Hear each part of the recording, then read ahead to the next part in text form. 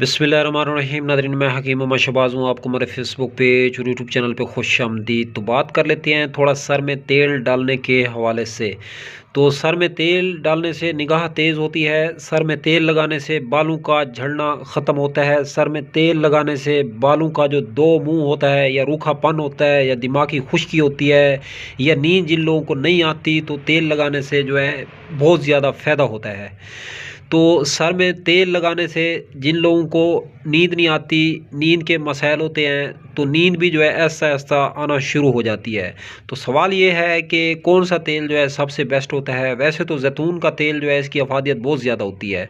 तो सर्दी के मौसम में आप लोग जो है गर्म तेल इस्तेमाल करें, मसलन रोगन नारियल, रोगन बादाम, रोगन जैतून। तो अगर गर्मी है तो गर्मी में सरसों का तेल, कस्टर ऑयल, रोगन अरंड वगैरह आप लोग जो है इस्तेमाल कर सकते हैं।